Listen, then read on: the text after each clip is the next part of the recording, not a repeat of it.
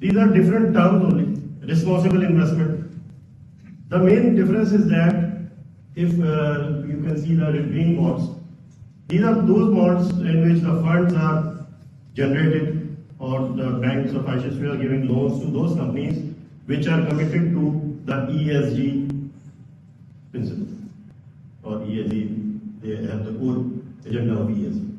If they are not investing in ESG issues, most of the banks nowadays like Dutch Bank, ING Bank, they stopped funding for those companies which are not taking care of ESG. So nowadays, that's why it's ESG investing, green finance, green bonds, sustainable bonds, these all responsible investment, impact investing, these all terms are, the core concept is that whether they are taking care of ESG or not. So these are the examples. Everything is green now actually. Because why? Because they want those companies which are taking care of ESG. So that's the green bonds, green finance, green loans, everything is green now. And that's why greenwashing. Yes, I was coming to that. And actually, greenwashing is the concept which is the false claiming that the organization is taking care of ESG while they are not. This is what we were trying to say. A new term has come because of all this. Yes. Because a lot of greenwashing is taking place. Yeah, greenwashing is the term which is used that the organizations are falsely claiming that they are taking care of ESG while they are not. This is called greenwashing. Exactly. And this is a very key issue that it comes in fraud, and that's why the more regulations are coming day by day. A lot of regulations, around 40 regulations are there worldwide, where different frameworks or standards or regulating bodies are there. There is a need of unification of that, and ISSB is working on that. I will discuss in the next slides. Then ESG pillars I have already discussed: environmental, climate change, natural resources scarcity, pollution and waste management system, then social human rights, labor standards, child labor protection, gender and diversity, that covers it, DEI, that is diversity, equity and inclusion. Then governance, that is how the organizations are governed, how the organizations are directed or managed, it covers in governance pillar. Under this pillar, a lot of things are there like risk management framework. So nowadays, every organization has internal audit. Earlier now, risk management, a lot of things are going on in risk management. Then organizations are required to incorporate ESG into their risk management framework also. Even ESG into their business strategy. Every organization has different business models. They have to incorporate ESG into their business model, and they have to incorporate ESG as an overall corporate strategy. So board independence, board members should be independent. Board diversity, I've already discussed that some board members should be from diverse background, not from one village. Then transparency and accountability. Okay.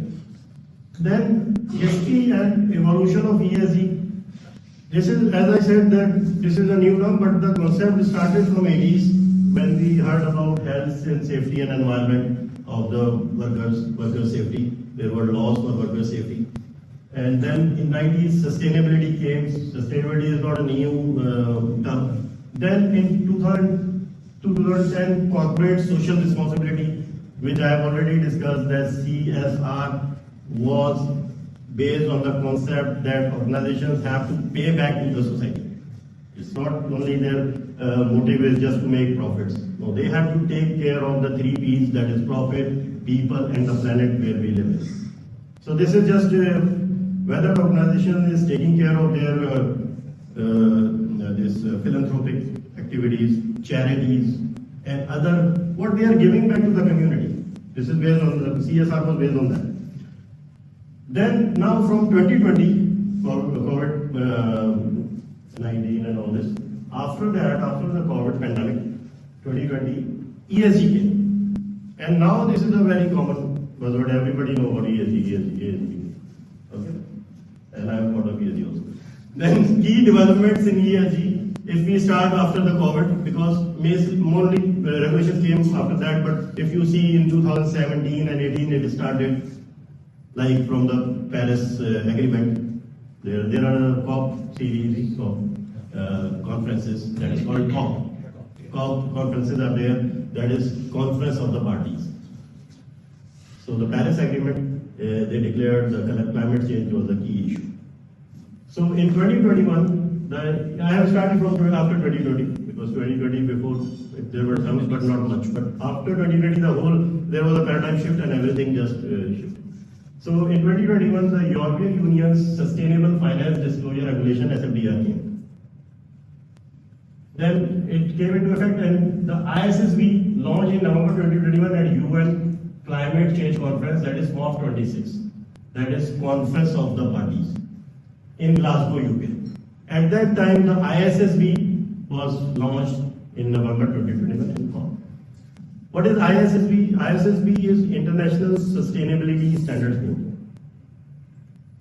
Okay, because I'm not going in details that how ISSB formed there before International Financial Reporting Foundation was there. Then they gave birth to ISSB like this, and I will just discuss IFRS S1 and S2 in the later slide. Then in 2022, the CDSB, Corporate Disclosure Standard Board, and this is basically a carbon disclosure standard board, and the SASB is Sustainability Accounting Standards. Before ISSB, there was SASB, then they merged together. So there's no need to get confused with the terminology.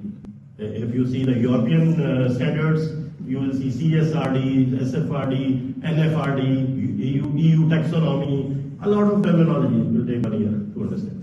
So just I'm giving you an overview, and I will focus on the global standards, that is IFRS. So COP27 held in November 22 in Egypt. Then in 2023, the ISSB IFRS S1 and S2 standards finalized. In July 2023, ISSB has given 2 standards, IFRS S1, that is for the general disclosure of the sustainability related issues, and IFRS S2, that is for climate related